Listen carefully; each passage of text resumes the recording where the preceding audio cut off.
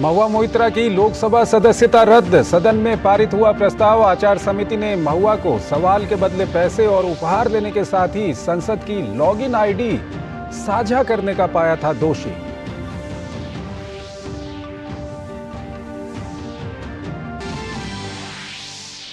प्रधानमंत्री का भ्रष्टाचार पर करारा वार। कहा, मोदी की गारंटी, जनता से जो लूटा उसकी पाई पाई लौटानी पड़ेगी। कांग्रेस सांसद धीरज साहू के ठिकानों पर मिली भारी नकदी पर भाजपा ने कहा, कांग्रेस मतलब करप्शन और कैश।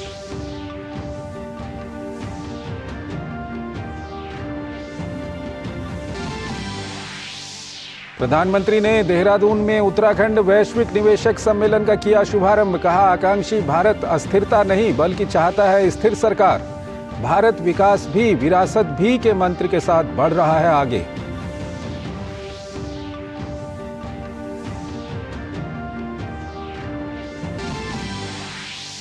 प्रधानमंत्री ने दिल्ली के लाल किले में भारतीय कला, वास्तुकला और डिजाइन द्विवार्षिक महोत्सव का किया शुभारंभ।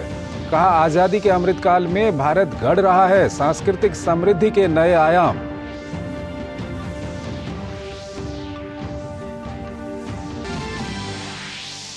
पीएम गति शक्ति पहल के तहत 15,000 करोड़ रुपए की 4 बुनियादी ढांचा परियोजनाओं की समीक्षा। इनमें कई परियोजनाओं का लक्ष्य पिछड़े और आदिवासी क्षेत्रों में आसान कनेक्टिविटी स्थापित करना।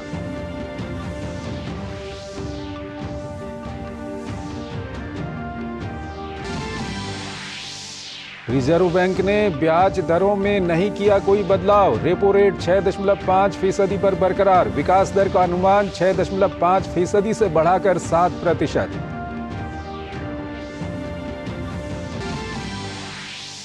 और विकसित भारत संकल्प यात्रा के प्रतिभागियों की संख्या 1 करोड़ से अधिक हुई। 36,000 से अधिक ग्राम पंचायतों तक पहुंची यात्रा।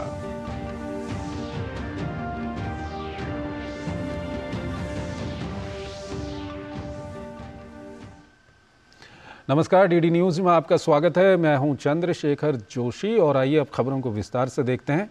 आखिरकार संसद की आचार समिति की सिफारिश पर लोकसभा ने ध्वनिमत से तृणमूल सांसद महुआ मोइत्रा को निष्कासित कर दिया। आरोप गंभीर थे। ये मात्र पैसे लेकर सवाल पूछने तक ही सीमित मामला नहीं था, बल्कि किसी अन्य व्यक्ति के साथ अपने लोकसभा सदस्य पोर्टल की लॉगिन आईडी साझा कर देश की सुरक्षा से खिलवाड़ का भी मामला था और इसलिए लोकसभा ने यह निर्णय लिया। आइटम नंबर 7, श्री विनोद कुमार सोनकर जी। लोकसभा में दोपहर एथिक्स समिति के अध्यक्ष विनोद सोनकर ने महुआ मोइत्रा मामले में सदन के पटल पर रिपोर्ट पेश की और दोपहर 2 बजे आचार समिति की रिपोर्ट पर संसदीय कार्य मंत्री प्रहलाद जोशी ने प्रस्ताव रखा, जिसके बाद इस पर चर्चा शुरू हुई। चर्चा में कांग्रेस, टीएमसी, जेडीयू जैसे विपक्षी दलों के सांसदों ने हिस्सा लिया। कांग्रेस ने कहा कि एथिक्स समिति की रिपोर्ट पेश होने के बाद समय दिया जाना चाहिए था। वहीं टीएमसी महुआ को सदन में बोलने की अनुमति मांग रही थी। एक कॉमन सेंस पे आधार पर मैं ये पूछना चाहती हूँ, तो इसलिए मैं आप मेरा तरफ से, मेरी पार्टी की तरफ से सर आपसे ये मांग भी रखी है कि 3-4 दिन की मोहलत अब दिया करो और इस बीच हम सही ढंग से पढ़े, विचार विमर्श करें और फिर सदन में आकर एक सही ढंग से चर्चा कर, जो आप चाहते हैं, मर्यादा को रखते हुए, उच्च कोटि मर्यादा को पालन करते हुए हम सदन में विस्तार पर चर्चा करें, क्योंकि सर ये एक छोटी मुद्दा नहीं, ये एक नजीर बन के जाएंगे। I would request you sir, from our party as a speaker, Mahua Moitra be allowed to speak. पहले कल्याण बनर्जी बोल रहे हैं। Kalyan Banerjee. No no no no, what I propose, my party spokesperson will be Mahua Moitra herself, because the allegation is against her. Wild allegations have been raised. Whether it is true or wrong, let it be spoken by her, sir. संसदीय कार्य मंत्री ने साफ किया कि जब 2005 में सवाल पूछने के बदले 10 सांसदों को निकाल दिया गया था, तब की समिति की दोषी पाए जाने के बाद उन्हें सदन में बोलने की अनुमति नहीं दी गई थी। लोकसभा अध्यक्ष ने साफ कहा कि इस मामले में वो पूर्व अध्यक्षों की परंपरा का पालन कर रहे हैं। 2005 में 10 लोगों को निष्कासित किया गया था, उसी दिन रिपोर्ट दिया गया था और उस टाइम भी 10 लोगों को इधर अपने बात रखने का मौका नहीं दिया गया था। ये रिकॉर्ड पे है। आज जहां तक मैं जानता हूं, उस माननीय सोमनाथ चटर्जी ने उसके ऊपर रूलिंग दिया गया था। वहीं सत्ता पक्ष की ओर से भी चर्चा के दौरान सांसदों ने अपनी बात रखी। बीजेपी सांसद अपराजिता सारंगी ने कहा कि महुआ मोइत्रा को समिति ने अपना पक्ष रखने का पूरा मौका दिया था। 3 बैठकों में इन्हें समुचित समय दिया गया, बोलने का अपॉर्चुनिटी ऑफ बीइंग हर्ड दिया गया, लेकिन सर इन्होंने बदतमीजी की, इन्होंने असंवैधानिक शब्दों का प्रयोग किया, वॉकआउट कर गई। चर्चा के बाद प्रस्ताव को स्वीकार कर लिया गया। एथिक्स कमेटी की सिफारिशों के मुताबिक महुआ मोइत्रा के निष्कासन के प्रस्ताव को पारित किया गया। प्रश्न है कि यह सभा डॉक्टर निशिकांत दुबे सांसद द्वारा संसद सदस्य श्रीमती महुआ मोइत्रा के विरुद्ध सदन में प्रश्न पूछने के बदले नकदी में प्रत्यक्ष संलिप्तता के संबंध में दिनांक 15 अक्टूबर 2023 को दी गई शिकायत पर आचार संहिता की पहली रिपोर्ट पर विचार के उपरांत समिति के निष्कर्षों को स्वीकार करती है कि सांसद श्रीमती महुआ मोइत्रा का आचरण अनैतिक और संसद सदस्य के रूप में अशोभनीय है और इस कारण उनको लोकसभा सदस्य बने रहना उपयुक्त नहीं होगा। इसलिए संकल्प करती है कि उन्हें लोकसभा की सदस्यता से निष्कासित कर दिया जाए। जो सदस्य इस प्रस्ताव के पक्ष में हाँ कहें, जो विरोध में ना कहें, मेरे विचार में निर्णय हाँ वालों के पक्ष हुआ, हाँ वालों के पक्ष में प्रस्ताव स्वीकृत हुआ। उससे पहले कांग्रेस, टीएमसी सहित कई विपक्षी दल लोकसभा से वॉकआउट कर गए। अभी तो सोनिया गांधी किसके लिए गए? सोनिया गांधी इसीलिए शी वेंट देयर। तो अभी जो इंडी गठबंधन में ममता बनर्जी इनके बारे में जो बयान दिया है, जेडीयू वाले जो नेता, जेडीयू का नेता नीतीश कुमार जी ने जो रुख अपनाया है, इसलिए उनके साथ जाने का कोशिश किया है, लेकिन तो वो जो भी करे कुछ नहीं होने वाला है। यहाँ पर महिला विक्टिम कार्ड प्ले करना ये उचित नहीं है। और दूसरी बात, आज जो एथिक्स कमेटी ने जो रिपोर्ट दिया है और हमारा सभा ने जो डिसीजन लिया है, इसमें हम लोग धन्यवाद देती हूँ, क्योंकि अगर ये नहीं होते तो पूरा जो हम लोग का सांसद है, लोकसभा, राज्यसभा, सबके ऊपर क्वेश्चन आ जाते। गौरतलब है कि बीजेपी सांसद निशिकांत दुबे की शिकायत पर महुआ मोइत्रा का मामला लोकसभा की आचार समिति को सौंपा गया था। महुआ मोइत्रा को संसद की लॉगिन साझा करने और सवाल पूछने के बदले गिफ्ट लेने का दोषी पाया गया। समिति ने महुआ को राष्ट्रीय सुरक्षा से खिलवाड़ करने का भी दोषी पाया था। लोकसभा में समिति की सिफारिश और प्रस्ताव मंजूर किए जाने के बाद अब महुआ मोइत्रा की लोकसभा की सदस्यता रद्द हो गई है। महुआ इस मामले में सीबीआई जांच का भी सामना कर रही है। Parliament team, DD news, Delhi. Rajya Sabha में आज की कार्यवाही में कई महत्वपूर्ण कार्य पूर्ण किए गए। विभिन्न राजनीतिक दलों के सांसदों ने अपने अपने मुद्दे उठाए, तो वहीं प्रश्नकाल के दौरान कई महत्वपूर्ण सवालों के जवाब दिए गए। एक नजर राज्यसभा की आज की कार्यवाही पर। शुक्रवार को राज्यसभा में प्रश्नकाल के दौरान कई महत्वपूर्ण सवालों के जवाब दिए गए। केंद्रीय कृषि और किसान कल्याण मंत्री कैलाश चौधरी ने राज्यसभा में एक प्रश्न के जवाब में बताया कि पीएम किसान योजना के तहत पात्र किसानों को लगातार धनराशि उपलब्ध कराई जा रही है और इस मामले में राज्य सरकारों को निर्देश दिया गया है कि जो भी छूट गए हैं उनको KYC कराकर वह एक बार फिर से सूची भेज सकते हैं। इस समय देश में 8.12 करोड़ लोग पीएम किसान योजना के लाभार्थी हैं। भी 8.8 करोड़ और 12 लाख किसानों को मिल रहा है। हम लगातार राज्य सरकारों से ये संपर्क में हैं कि जो पात्र किसान पीछे रह गए हैं और उनको अगर ऐसे कोई पात्र किसान हैं और वो वास्तव में वंचित है, तो KYC के माध्यम से आधार लिंक करके वो नाम तुरंत भारत सरकार को भिजवाए, ताकि हमारे जितने भी किसान हैं जो ऐसे वंचित रहे, उन किसानों को हम किसान सम्मान निधि का पैसा दे सकें। राज्यसभा में केंद्रीय संसदीय कार्य मंत्री ने अगले सप्ताह का सरकार का एजेंडा पेश करते हुए कहा कि राज्यसभा में कई महत्वपूर्ण विधेयक जो लोकसभा के द्वारा पारित किए गए हैं उनको लाया जाएगा, जिनमें जम्मू कश्मीर आरक्षण संशोधन विधेयक, जम्मू कश्मीर पुनर्गठन संशोधन विधेयक 2023 और भारतीय न्याय संहिता विधेयक 2023, भारतीय नागरिक सुरक्षा विधेयक 2023, भारतीय साक्ष्य अधिनियम 2023 खास विधेयक हैं। Government business for the week commencing Monday the 11th of December 2023 will consist of consideration and passing of the following bills after they are passed by Lok Sabha. 1. The Constitution Jammu and Kashmir Scheduled Caste Order Amendment Bill 2023. 2. The Constitution Jammu and Kashmir Scheduled Tribes Order Amendment Bill 2023, 3. The Bharatiya Nyaya Sanhita 2023, 4. The Bharatiya Nagarik Suraksha Sanhita 2023, and 5. The Bharatiya Sakshya Adhiniyam 2023. Rajya Sabha में सभापति की अनुमति से उठाए जाने वाले मुद्दों के तहत सदन में विभिन्न राजनीतिक दलों के सांसदों ने अपने अपने मुद्दे उठाए, जिसमें पंजाब में सिख कम्युनिटी के लोगों की समस्याएं, अध्यापकों को पेंशन मिलने का मुद्दा, गरीबों को आवास के लिए दी जाने वाली धनराशि को बढ़ाए जाने का मुद्दा, एस्पिरेशनल डिस्ट्रिक्ट में नरेगा को ठीक से लागू करने जैसे मुद्दे उठाए गए। ऋषि कुमार के साथ राजेश राज की report, DD news, Delhi. Jharkhand से कांग्रेस के राज्यसभा सांसद हैं धीरज प्रसाद साहू।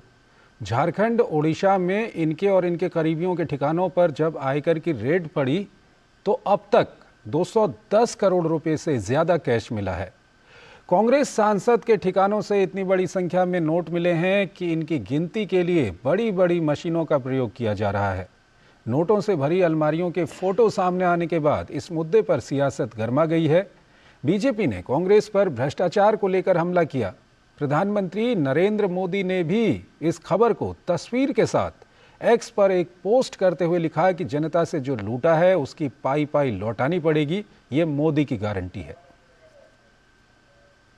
झारखंड से कांग्रेस के राज्यसभा सांसद धीरज साहू इन दिनों चर्चा में हैं। दरअसल आयकर विभाग की टीम ने कांग्रेस सांसद के ओडिशा और झारखंड के ठिकानों पर छापेमारी की। खास बात यह है कि छापेमारी के दौरान एजेंसी को इतना कैश मिला है कि उसे गिनने में 2 से 3 दिन लग गए।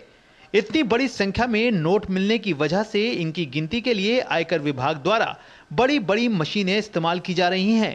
बताया जा रहा है कि धीरज साहू और उनके करीबियों के ठिकानों पर आयकर विभाग की छापेमारी में 300 करोड़ रुपए कैश बरामद किए गए। गौरतलब है कि ये छापेमारी बुधवार से शुरू हुई थी। इस बीच कांग्रेस सांसद से मिले कैश के बाद दूसरे दलों के नेता उन पर निशाना साधने से नहीं चूक रहे। उधर प्रधानमंत्री नरेंद्र मोदी ने भी इस छापेमारी को लेकर कांग्रेस पर तंज कसा है। भ्रष्टाचार पर नकेल कसने की अपनी कार्रवाई को याद दिलाते हुए प्रधानमंत्री ने एक्स पर एक पोस्ट कर कांग्रेस सांसद धीरज साहू पर तीखी टिप्पणी की है। पीएम ने लिखा है कि देशवासी इन नोटों के ढेर को देखें और फिर इनके नेताओं के ईमानदारी के भाषणों को सुने। जनता से जो लूटा है उसकी पाई पाई लौटानी पड़ेगी, ये मोदी की गारंटी है।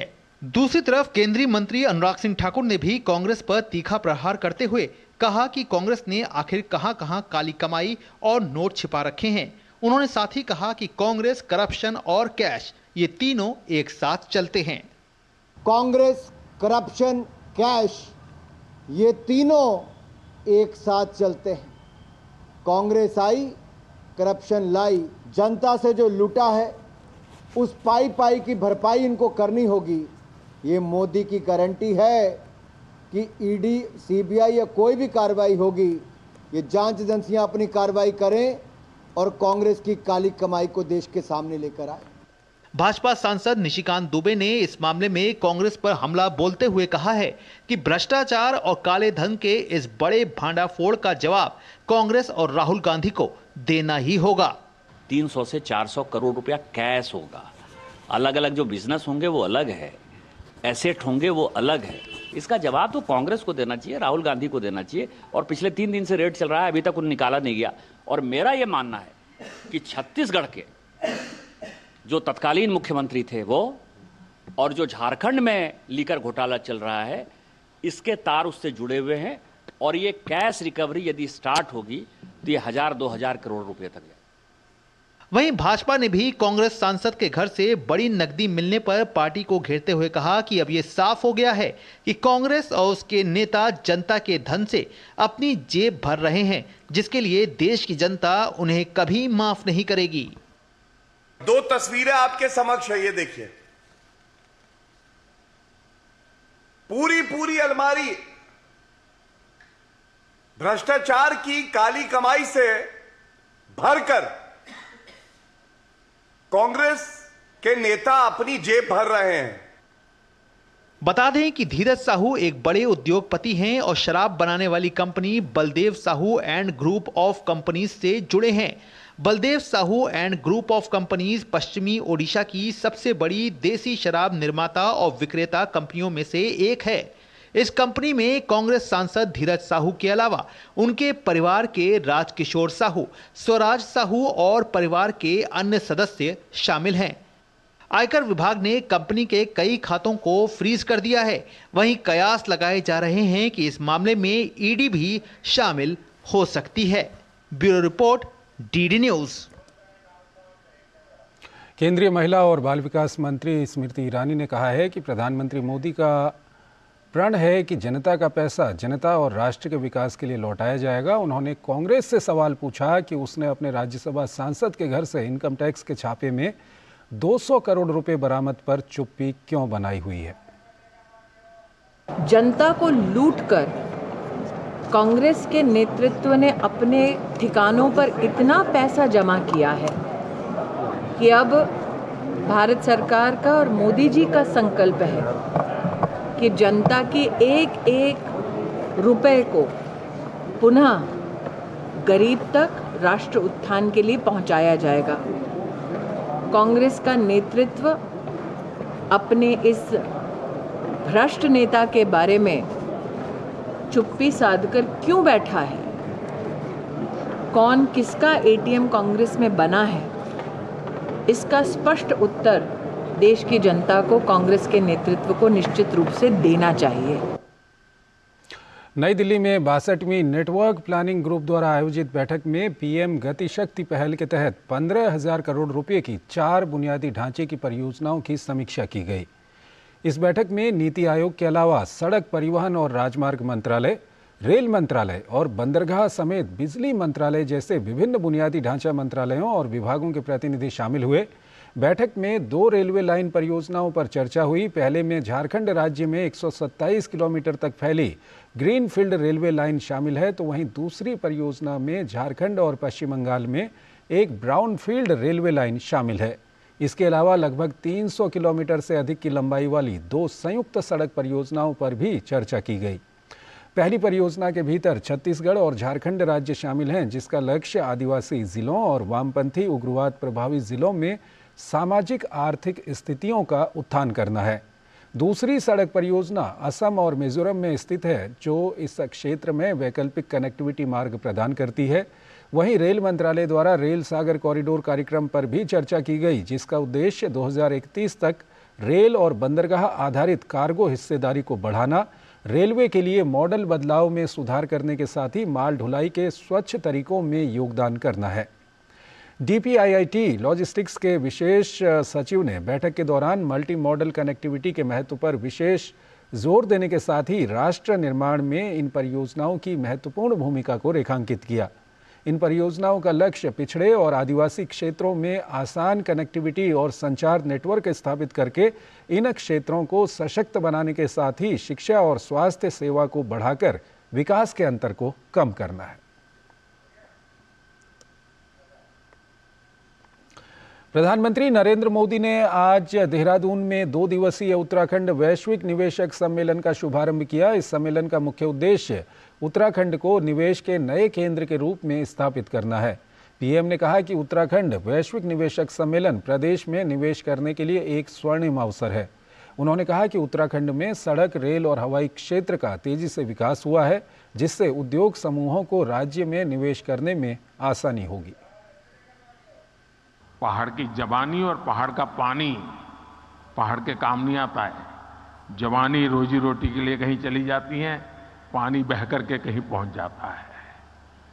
लेकिन मोदी ने ठान ली है, अब पहाड़ की जवानी पहाड़ के काम भी आएगी और पहाड़ का पानी भी पहाड़ के काम आएगा।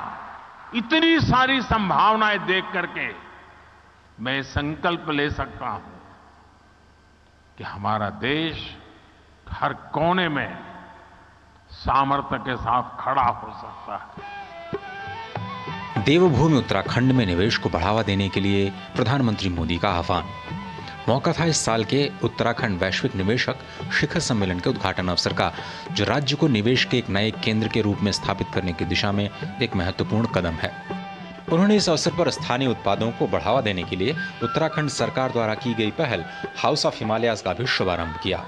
उन्होंने अपने संकल्प का जिक्र किया और कहा कि आने वाले कुछ समय में देश में 2 करोड़ ग्रामीण महिलाओं को लखपति दीदी बनाने का अभियान चलाया गया है और हाउस ऑफ हिमालयाज ब्रांड से 2 करोड़ महिलाओं को लखपति दीदी बनाने का काम तेजी से पूरा हो सकता है। उन्होंने कहा कि अगले कुछ सालों में भारत दुनिया की तीसरी सबसे बड़ी अर्थव्यवस्था बनने जा रहा है। मैं देशवासियों को विश्वास दिलाता हूं कि मेरी तीसरी टर्म में देश दुनिया में पहले 3 में होके रहेगा। स्थिर सरकार, सपोर्टिव पॉलिसी सिस्टम, रिफॉर्म से ट्रांसफॉर्म की मानसिकता और विकसित होने का आत्मविश्वास, ऐसा संयोग पहली बार बना है। इसलिए मैं कहता हूं, यही समय है, सही समय है। प्रधानमंत्री नरेंद्र मोदी ने कहा कि केंद्र सरकार 21वीं सदी के आधुनिक संपर्क के बुनियादी ढांचे पर उत्तराखंड में अभूतपूर्व निवेश कर रही है। साथ ही केंद्र सरकार के प्रयासों के बीच राज्य सरकार भी छोटे शहरों और गांव कस्बों को जोड़ने के लिए पूरी शक्ति से काम कर रही है। उन्होंने मेक इन इंडिया की तर्ज पर ही मेड इन इंडिया के अभियान का भी आह्वान किया। हमारे यहाँ माना जाता है, कहा जाता है, जो शादी होती है ना, वो जोड़े ईश्वर बनाता है, ईश्वर तय करता है जोड़ा। मैं समझ नहीं पा रहा हूं, जोड़े जब ईश्वर बना रहा है तो जोड़ा अपने जीवन की यात्रा उस ईश्वर के चरणों में आने के बजाय विदेश में जाकर के क्यों करता है?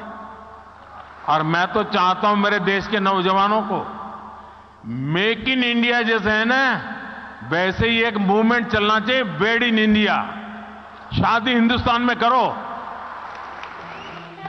प्रधानमंत्री ने उत्तराखंड में बढ़ते पर्यटन क्षेत्र के विकास का भी जिक्र किया। उन्होंने कहा कि राज्य पर्यटन का एक सशक्त ब्रांड बनकर उभर सकता है। उन्होंने आपूर्ति श्रृंखला को विकसित कर दूसरों पर निर्भरता को कम करने का भी आह्वान किया। हमें भारत में ऐसी सप्लाई चेन विकसित करनी है कि हम दूसरे देशों पर कम से कम निर्भर हो। हमें उस पुरानी मानसिकता से भी बाहर आना है कि फलां जगह कोई चीज कम कीमत में उपलब्ध है तो वहीं से इंपोर्ट कर दो। इसका बहुत बड़ा नुकसान हमने झेला है।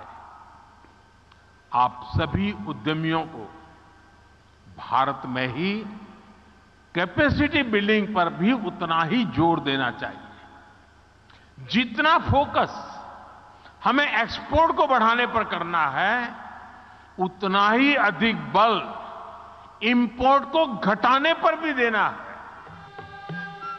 इससे पहले पीएम मोदी ने उत्तराखंड में निवेश के बढ़ते अवसर पर आयोजित एक प्रदर्शनी का भी अवलोकन किया।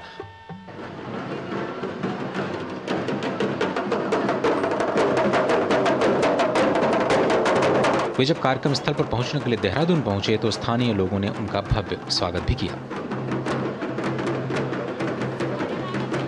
ब्यूरो इनपुट्स के साथ चंद्रशेखर की रिपोर्ट, डीडी न्यूज।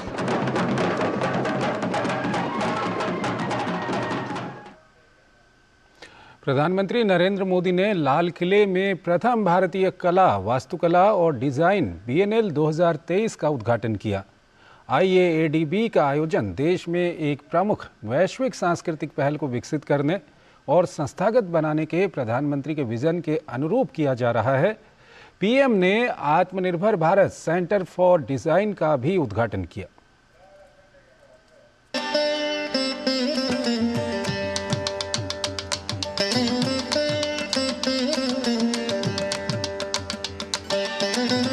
ये समारोह दरअसल भारतीय कला, वास्तुकला और डिजाइन के भव्य उत्सव की शुरुआत है। प्रधानमंत्री नरेंद्र मोदी ने राजधानी दिल्ली स्थित लाल किले के प्रांगण में प्रथम भारतीय कला, वास्तुकला और डिजाइन बिएनाले 2023 का शुभारंभ किया। 9 से 15 दिसंबर तक चलने वाले इस समारोह में रोजाना अलग अलग थीम पर आधारित प्रदर्शनियां लगाई जाएंगी। शुभारंभ समारोह को संबोधित करते हुए पीएम मोदी ने भारतीय कला और शिल्प की शानदार परंपरा को सराहा। पीएम ने कहा कि आज भी भारत की संस्कृति और हमारी प्राचीन धरोहरें पूरी दुनिया के पर्यटकों को आकर्षित करती हैं। पीएम ने कहा कि आज देश विरासत पर गर्व की भावना लेकर अपने उस गौरव को फिर से आगे बढ़ा रहा है। पीएम ने देश की विविधता का जिक्र करते हुए कहा कि ये हमें आपस में जोड़ती है। हम अपना पराया की सोच से जीने वाले लोग नहीं हैं। हम स्वयं की जगह वयम की आस्था रखने वाले लोग, हम सेल्फ की जगह यूनिवर्स की बात करने वाले लोग। आज जब भारत दुनिया की बड़ी अर्थव्यवस्था बनकर उभर रहा है तो पूरा विश्व इसमें अपने लिए बेहतर भविष्य देख रहा है। जैसे भारत के इकोनॉमिक ग्रोथ से पूरे विश्व की प्रगति जुड़ी है, जैसे आत्मनिर्भर भारत के हमारे विजन में पूरे विश्व के लिए नए अवसर जुड़े हैं, वैसे ही आर्ट और आर्किटेक्चर जैसे क्षेत्रों में भी भारत के पुनरोदय से, भारत के सांस्कृतिक उत्थान से पूरे विश्व के हित जुड़े हैं। प्रधानमंत्री मोदी ने लाल किले पर आत्मनिर्भर भारत सेंटर फॉर डिजाइन का भी उद्घाटन किया। ये केंद्र वोकल फॉर लोकल के विजन को मजबूती प्रदान करते हुए नए डिजाइन और नवाचारों के साथ कारीगर समुदायों को सशक्त बनाएगा। पीएम ने कहा कि इस पहल से बहुत लाभ होगा। ये सेंटर भारत की यूनिक और रेयर क्राफ्ट्स को, दुर्लभ कलाओं को आगे बढ़ाने के लिए मंच देगा। ये कारीगरों और डिजाइनर्स को साथ लाने, मार्केट से इसे उन्हें इनोवेशन करने में मदद करेगा। इससे कारीगरों को डिजाइन डेवलपमेंट की भी जानकारी मिलेगी और वो डिजिटल मार्केटिंग में भी पारंगत होंगे। और हम जानते हैं भारतीय शिल्पियों में इतनी प्रतिभा है कि आधुनिक जानकारी और संसाधनों के साथ वो पूरी दुनिया में अपनी छाप छोड़ सकते हैं। शुभारंभ समारोह के दौरान पीएम मोदी ने स्मारक डाक टिकट भी जारी किया। पीएम ने कहा कि आज आजादी के अमृतकाल में भारत सांस्कृतिक समृद्धि के नए आयाम गढ़ रहा है, इसके लिए ठोस प्रयास कर रहा है। प्रधानमंत्री ने कहा कि आज भारत जब दुनिया की बड़ी अर्थव्यवस्था बनकर उभरा है तो पूरा विश्व इसमें अपनी संभावनाएं देख रहा है। आर्ट, आर्किटेक्चर और कल्चर तभी फलते फूलते हैं जब समाज में विचारों की स्वतंत्रता होती है, अपने ढंग से काम करने की आजादी मिलती है। डिबेट और डायलॉग की इस परंपरा से डायवर्सिटी अपने आप पनपती है। इसलिए आज भी हमारी सरकार जब कल्चर की बात करती है तो हम हर तरह की विविधता का स्वागत भी करते हैं, उसे सपोर्ट भी करते हैं। देश के अलग अलग राज्यों और शहरों में G20 के आयोजन के जरिए हमने अपनी इस विविधता को दुनिया के सामने शोकेस किया।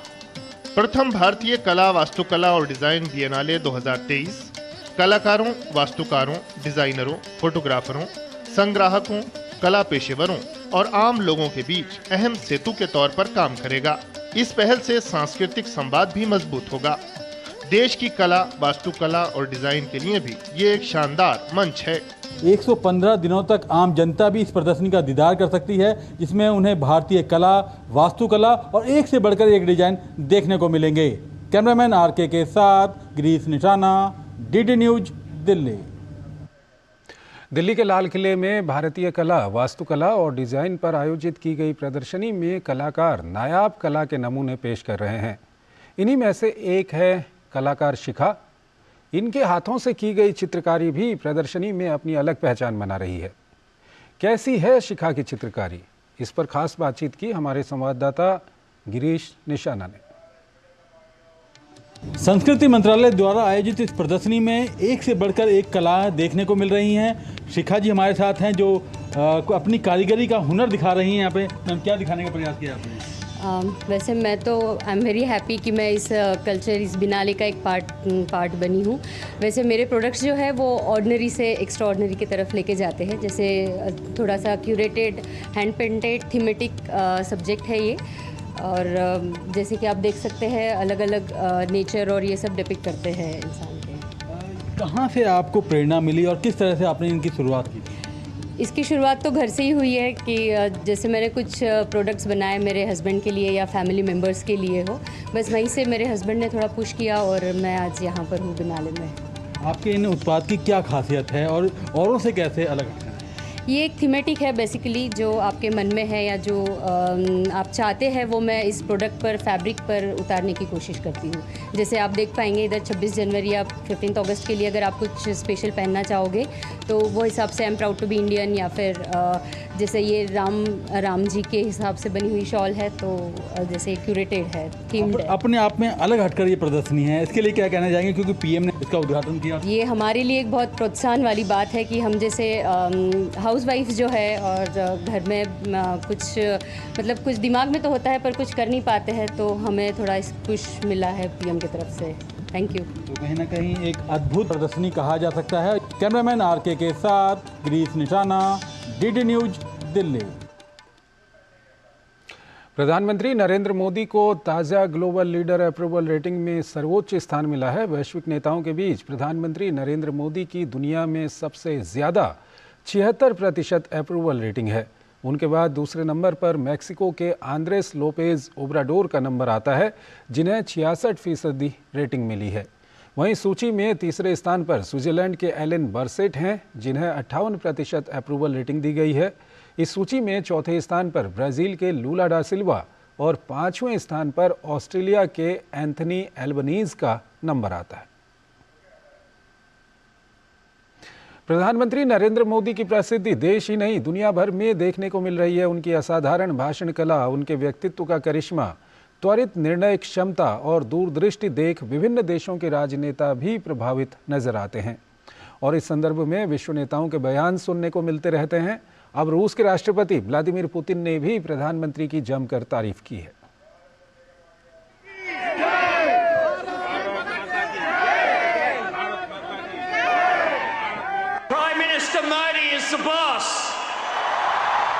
प्रधानमंत्री नरेंद्र मोदी एक ऐसे नेता हैं जिनकी देश हित में निर्णय क्षमता ने देश को एक नई दिशा दी है।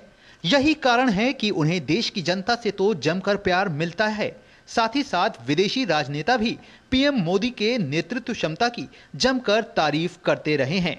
इस कड़ी में रूस के राष्ट्रपति व्लादिमीर पुतिन ने प्रधानमंत्री नरेंद्र मोदी की जमकर तारीफ की है। रूसी राष्ट्रपति ने कहा है कि प्रधानमंत्री नरेंद्र मोदी को राष्ट्रीय हितों के विपरीत निर्णय लेने के लिए डराया या मजबूर नहीं किया जा सकता। उन्होंने कहा कि जब राष्ट्रीय हितों की रक्षा की बात आती है तो पीएम मोदी के सख्त रुख की सराहना की जाती है। पुतिन ने भारत और रूस के बीच द्विपक्षीय संबंधों का भी जिक्र करते हुए कहा कि दोनों देशों के रिश्ते सभी दिशाओं में विकसित हो रहे हैं। खास बात यह है कि इसकी मुख्य गारंटी पीएम मोदी की नीति ही है। साथ ही पीएम मोदी भारत के हित में लगातार फैसले ले रहे हैं। पुतिन ने कहा कि भारत और रूस के बीच व्यापार लगातार बढ़ रहा है। First of all, let me say that the relations between Russia and India are consistently developing in all the areas, and the main guarantor for that is the policy led by Prime Minister Modi. His Excellency is one of the politicians of the global scale that I was talking about previously without giving the names. I cannot imagine His Excellency Modi getting intimidated or being forced to take any steps or actions that would go against the national interests of India and the people of India. And there is pressure against him, I am aware of that. यह कोई पहला मौका नहीं है जब किसी विदेशी राजनेता ने पीएम मोदी की तारीफ की है। इससे पहले भी दुनिया के तमाम नेता प्रधानमंत्री मोदी के नेतृत्व क्षमता की तारीफ कर चुके हैं। अमेरिका के राष्ट्रपति जो बाइडेन ने जापान के क्वाड की बैठक के दौरान खुद चलकर पीएम मोदी के पास आए। अमेरिकी राष्ट्रपति ने कहा कि आपकी लोकप्रियता इतनी ज्यादा है कि मुझे भी आपका ऑटोग्राफ लेना चाहिए। प्रधानमंत्री नरेंद्र मोदी ने 21 जून 2023 को न्यूयॉर्क में संयुक्त राष्ट्र मुख्यालय में अंतर्राष्ट्रीय योग दिवस समारोह का नेतृत्व किया। संयुक्त राष्ट्र महासभा की अध्यक्ष सीसाबा कोरोसी, न्यूयॉर्क शहर के मेयर एरिक एडम्स और 135 से अधिक राष्ट्रीयताओं के हजारों योग प्रेमियों सहित कई गणमान्य व्यक्तियों ने योग सत्र में भाग लिया और योग सत्र में अधिकतम संख्या में राष्ट्रीयताओं की भागीदारी का गिनीज वर्ल्ड रिकॉर्ड बनाया। यह पीएम मोदी के नेतृत्व में G20 के दौरान भारत का बढ़ा हुआ कदम ही था कि भारत की पहल पर अफ्रीकन यूनियन को G20 में शामिल किया गया। मार्च 2023 में इटली की प्रधानमंत्री जॉर्जिया मेलोनी ने पीएम मोदी की तारीफ में कहा कि पीएम मोदी दुनिया भर के सभी नेताओं में सबसे पसंदीदा हैं। बांग्लादेश की प्रधानमंत्री शेख हसीना ने एक इंटरव्यू के दौरान भारत और पीएम मोदी को बांग्लादेश का सच्चा दोस्त बताया। उन्होंने इस दौरान प्रधानमंत्री मोदी की भी जमकर तारीफ की और उन्हें टेस्टेड फ्रेंड बताया। उन्होंने कहा कि जब रूस यूक्रेन के बीच भयंकर युद्ध चल रहा था तो भारत ने अपने छात्रों के साथ हमारे छात्रों का भी रेस्क्यू किया। ये दिखाता है हमारी दोस्ती कितनी मजबूत है।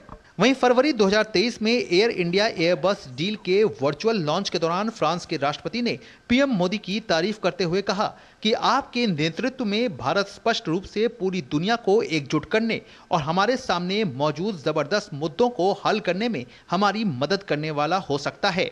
प्रधानमंत्री नरेंद्र मोदी का पापुआ न्यू गिनी पहुंचने पर जोरदार स्वागत हुआ। पीएम मोदी के स्वागत के लिए मेजबान देश पापुआ न्यू गिनी के प्रधानमंत्री जेम्स मारापे खुद एयरपोर्ट पे थे। जैसे ही मोदी अपने विमान से उतरे तो मारापे उनके पैर छूते दिखे। इसके बाद प्रधानमंत्री नरेंद्र मोदी ने मारापे की पीठ थपथपाते हुए उन्हें उठाया।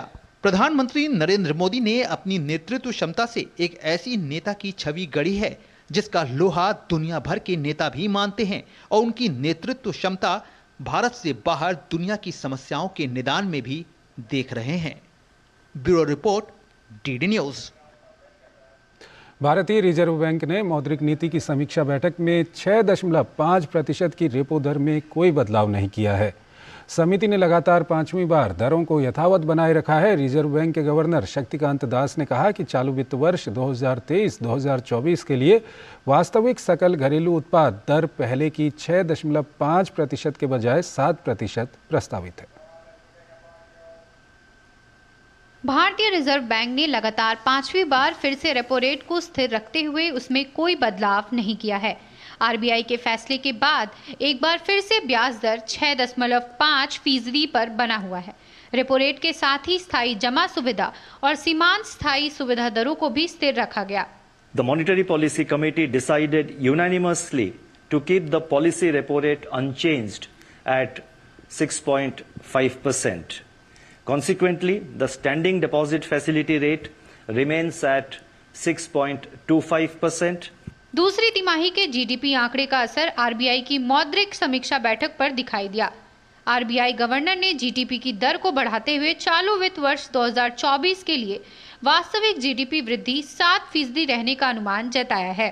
Real GDP growth is projected at 7% for the current year, with the third quarter at 6.5% and the fourth quarter at 6%.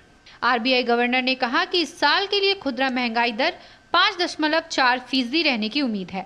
CPI inflation is projected at 5.4% for the current year, that is 2023-24, with the third quarter at 5.6% and the fourth quarter at 5.2%. RBI governor के मुताबिक घरेलू मांग के कारण भारतीय अर्थव्यवस्था में तेजी जारी है। लागत खर्च में कमी से विनिर्माण क्षेत्र में मजबूती आई है, वहीं सरकारी खर्च से निवेश की रफ्तार में तेजी आई है। ऐसे तमाम संकेतों के साथ वैश्विक अनिश्चितता के इस माहौल में भी भारतीय अर्थव्यवस्था ने मजबूती दिखाई है। Bureau report, DD news. Gita हमारे जीवन का सार है और आधार भी। दुनिया की तमाम समस्याओं का समाधान गीता हमको देती है। भगवत गीता पर ब्रह्म कुमारी संस्था के द्वारा 3 दिवसीय सम्मेलन का आयोजन गुरुग्राम में किया जा रहा है, जिसमें देश विदेश के साधु संत और विद्वान लोग भाग ले रहे हैं, जिसमें भगवत गीता में दिए गए विश्व कल्याण के महत्व पर चर्चा करेंगे। और आइए अब बात करते हैं विकसित भारत संकल्प यात्रा की।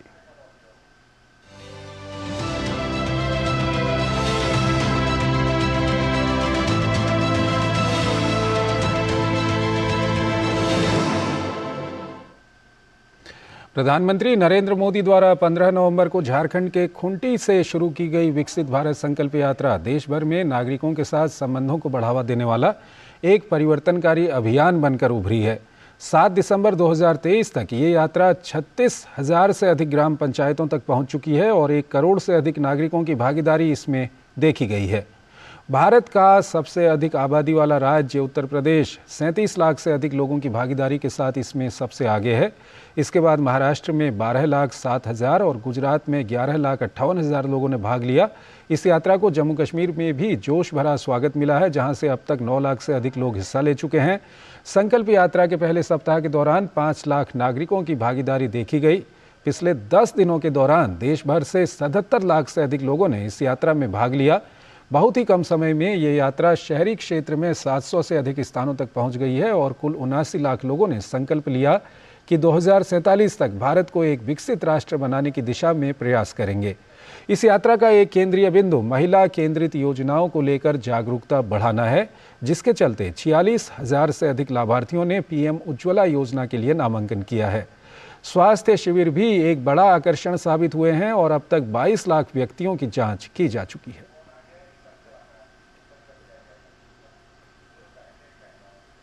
विकसित भारत संकल्प यात्रा हिमाचल प्रदेश के सुलाह विधानसभा की धोरण, थुरल, झरेट, चंबी और घनेटा पंचायतों में पहुंची। इस दौरान केंद्र सरकार द्वारा चलाई जा रही विभिन्न कल्याणकारी योजनाओं की जानकारी दी जा रही है और लोगों की समस्याओं का निराकरण किया जा रहा है। लोगों का हेल्थ चेकअप भी किया जा रहा है। इस मौके पर भाजपा के पदाधिकारी, स्थानीय लोग और लाभार्थी मौजूद रहे। लाभार्थियों ने अपने अनुभव साझा किए। मुझे मोदी जी की सरकार से 12,000 रुपया टॉयलेट के लिए मिला हुआ है। मैं मोदी जी का इससे हमें बहुत सुविधा मिली है और हमें खेती बाड़ी का काम हो जाता है। औजार वगैरह खरीद लेते हैं। मोदी जी ने हमें गैस कनेक्शन दिए हैं उज्ज्वला योजना के। पहले हमें जंगल जाना पड़ता था, वहाँ से लकड़ी इकट्ठी करनी पड़ती थी, लानी पड़ती थी। हमारा समय वहाँ पर बहुत खराब होता था।